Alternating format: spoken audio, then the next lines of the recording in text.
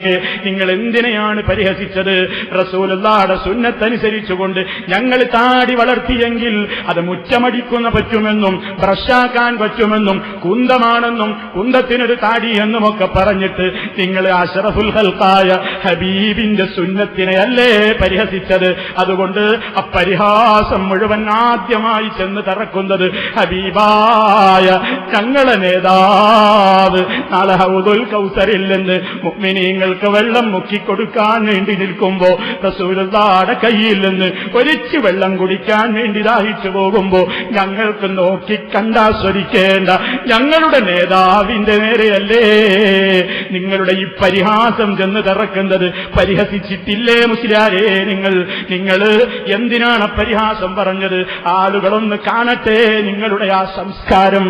അതുകൊണ്ടതൊന്ന് കേട്ടോളൂ, ശ്രദ്ധിച്ചോളൂ. എന്താ സാധനം? താടിയെല്ലാം കണ്ടാലും ബ്രഷാക്കാൻ പറ്റൂ താടി. എന്നിട്ട് സാധനം അതും മനസ്സിലായില്ലേ? കുന്തത്തിന് ഇതെന്തൊരു കുന്താണ്? അതിനൊരു താടിയും ഒരു കുന്തത്തിനൊരു താടി. ഇവിടെ മുറ്റടിക്കാൻ പറ്റുമല്ലോ സാധനം. കണ്ടോ, ആളുകൾ ആവേശം കൊണ്ട് ചാടിയില്ലേ? ഞങ്ങളെ കൊണ്ട് കഴിയില്ലേ സ്ക്രീനിൽ നിങ്ങളുടെ മുഖം വേറൊരു കോലത്തിലൊക്കെ കമ്പ്യൂട്ടറിലാക്കി ആളുകളെ കൊണ്ട് ചിരിപ്പിക്കാൻ? പക്ഷേ അത് നിങ്ങളുടെ സംസ്കാരമാണ്.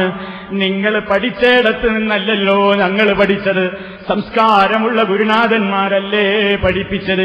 വിശിഷ്യ അല്ലാഹുവിന്റെ റസൂലിന്റെ ഈ സുന്നത്തിനെ താടി വളർത്തി എന്ന ഒരു കാര്യമല്ലാതെ നിങ്ങൾക്ക് എന്തേ അതിൽ പരിഹസിക്കാനുണ്ടായത്? അത് അല്ലാഹുവിന്റെ കോടതിയിലേക്ക് വിടുന്നു പേരോടെ.